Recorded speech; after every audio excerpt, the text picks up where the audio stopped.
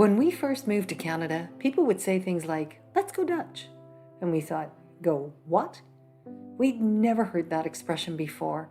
And it turns out English has a bunch of them: Dutch courage, Dutch oven, Dutch door, double Dutch. But most of them aren't really Dutch at all. They come from old English stereotypes, little leftovers from when our countries weren't exactly friends. Hey, hoi, welcome to the Dutch door. Kom maar in. Ga je mee? Dutch treat, or going Dutch, means everyone pays for themselves, which in Canada is totally normal. But when the phrase started, it wasn't neutral. It was kind of an insult.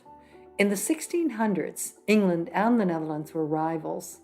The English saw the Dutch as stingy merchants and started using Dutch to mean cheap or fake. So Dutch treat basically meant a treat that isn't really a treat because you have to pay for your own. In the Netherlands, it actually depends on why you're out. If it's your birthday and you invite people, then you pay. You're the host. Invite 5 friends, that's 5 dinners. Invite 50, that's your big ticket. In Canada, it's completely flipped. Friends take you out and pay for you as a gift. Here's another peculiar thing about birthdays in the Netherlands. You say happy birthday, kiss kiss, hug, gefeliciteerd. But not just to the birthday person. No, you say it to everyone in the room, individually. Shake hands if you don't know them well. 3 kisses if you do. Gefeliciteerd, gefeliciteerd, gefeliciteerd.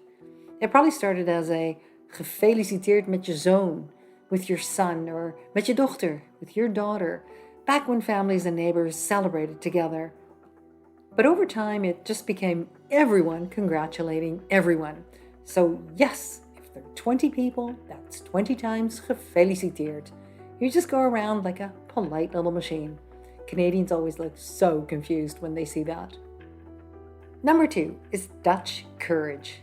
It means fake bravery, the kind that comes from alcohol. It came from the Anglo-Dutch Wars when English sailors said the Dutch needed a drink of jenever, the ancestor of gin, before going into battle. But the English did the same thing.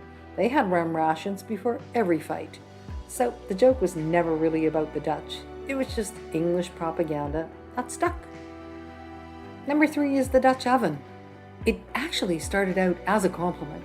In the 1700s, the Dutch were famous for casting iron.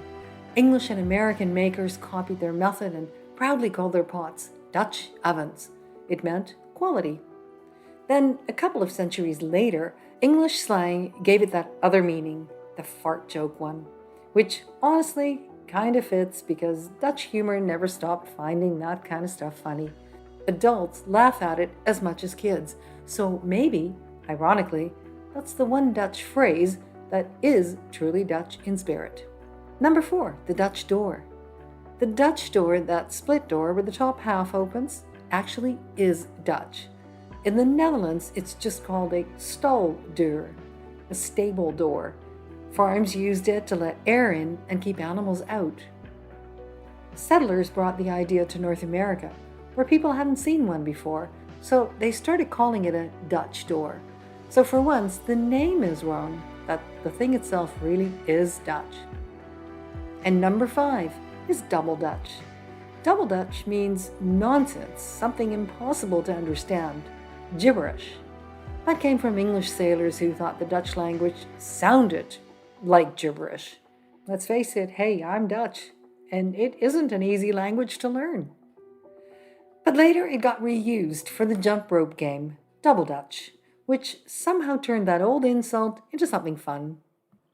While most of these Dutch phrases don't actually say much about the Netherlands at all, they came from old rivalries, misunderstandings, and a bit of teasing that stuck. It's kind of cool, though, that our little country made such a dent in the English language. You don't hear people saying Swahili courage or a Chinese door.